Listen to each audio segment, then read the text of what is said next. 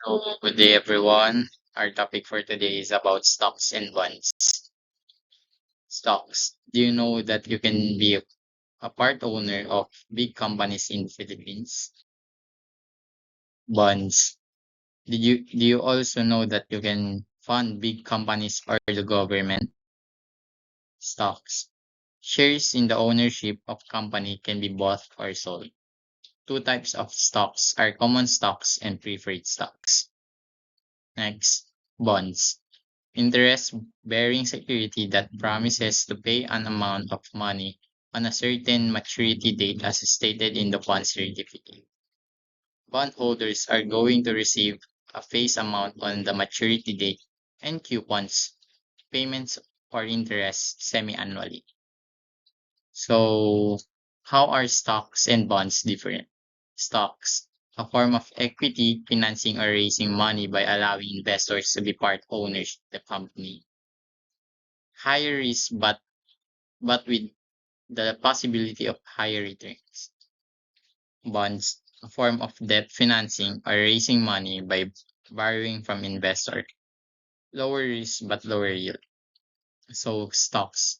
Pwede kang maging part owner ng company by investing. Then if you invest, pwedeng mawawala ang ininvest mo or dadami pa. And bonds, mag you will invest but in a certain interest lang. Hindi mawawala ang pera mo pero mas lower risk. Ah, di mawawala ang puhunan mo dito. The next definition of terms related to stocks: dividend, share in the company's profit. Number two, dividend per share, the ratio of the dividends to the number of shares. Number three, stock market, a place where stocks can be bought or sold. Number four, market value, the current price of a stock at which it can be sold. Number five, stock yield ratio, the ratio of the annual dividend per share and the market value per, also called current stock yield. Then last, par value, the per share amount as stated on the company certificate. It is determined by the company and remains stable over time. So this is an example of stock certificate. And next, illustrative example. Suppose a bank declares a 50 million dividend for the common stocks. The dividend per share, if there are a total of 1.2 million shares of common stock given, dividend 50 million, number of share 1.2 million, then remember, the dividend per share is the ratio of the dividends to the number of shares. So this is the formula for getting dividend per share. So dividend over number of shares, so 50 million divided by 1.2 million is equal to 41.67. So the dividend per share is 41.67. Just divide the dividend and the number of shares to get dividend per share. So next, multipurpose cooperative declare a 2% dividend on a stock with a par value of 400 pesos. Miss Karina owns 250 shares of stocks in the multipurpose cooperative. How much is the dividend she received? So the formula for getting dividend is dividend is equal to dividend percentage times par value times number of shares. So the dividend percentage is 2%. So the 2%, gawin mong decimal and become 0.02. Then next, par value. Par value is 400 pesos. So 400, bring down 400. Then 250, the number of share is 250. So bring down 250. So 0.02 times 400 times 250 is equal to 2,000 pesos. So Miss Karina received 2,000 pesos as a dividend. Then next, so definition of terms related to bonds. Number one, coupons. Periodic interest payment that the bondholder receive during the time between purchase date and maturity date. Usually receive semi-annually. Number two, coupon rate. The rate per coupon payment period, denoted by R. Note that this is used only for computing the coupon amount, and not for computing the increase of money.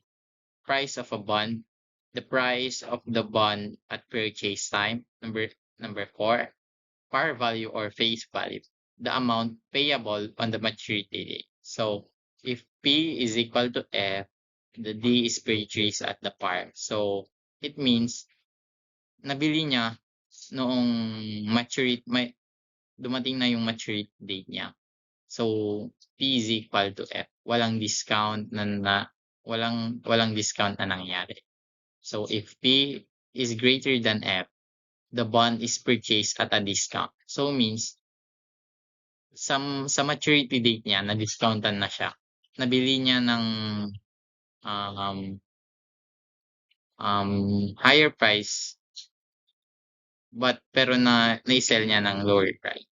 So if P is lesser than F, the bond is purchased at a premium. So next, term or tenor of a bond. Fixed time in years at which the bond is redeemable as stated in the bond certificate. The number of years from the time purchase to the maturity date. Number 6, fair price of a bond. The present value of all cash inflows in bondholders to the bondholder. So illustrative example. Suppose a bond has a face value of 50,000 that pays 5%. If the coupon is payable semi-annually, find the semi-annual coupon amount. So given F is equal to 50,000 and R is equal to 0.05. So F means par value or face value. Then R means rate. So the annual coupon amount is equal to the product of face value and coupon rate. So annual coupon amount is equal to face value times coupon rate. So ang hinahanap niya dyan is semi-annually, but the formula is annual coupon amount. So i-times muna natin sa annual, then i-divide na natin ng 2. So face value is equal to 50,000 and coupon rate is equal to 0.05 is equal to 2,500. So annual pa lang yan, di pa semi-annually. So annual means a year and semi-annually means half a year. So kailangan natin i-divide ng 2. So to find the semi-annual coupon amount, we simply divide the annual coupon amount into 2. So annual to semi-annual.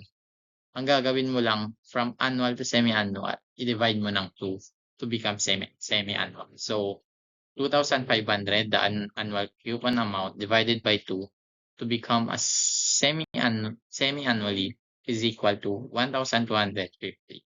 So the semi-annually coupon amount is 1,250.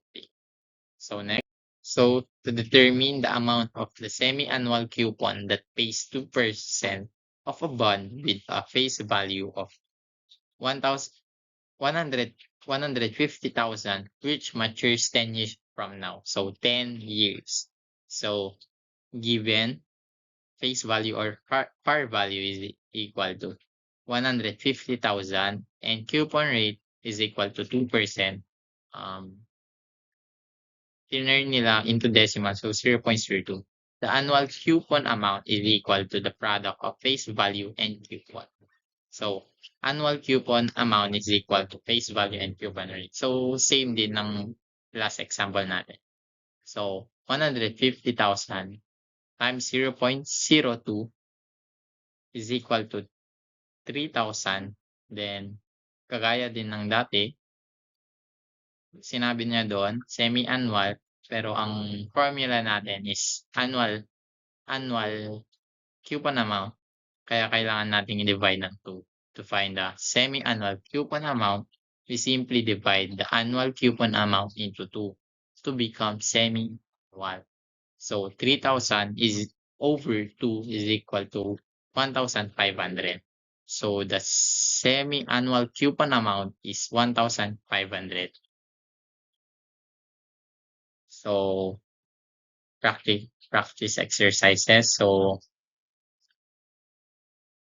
let's find the dividend when the numbers of shares is equal to 1,000. Par value is equal to 22 pesos and the dividend percentage is equal to 1 point. So answer this in 1/4 sheet of paper. Then pass it tomorrow. Thank you and goodbye. Bossing!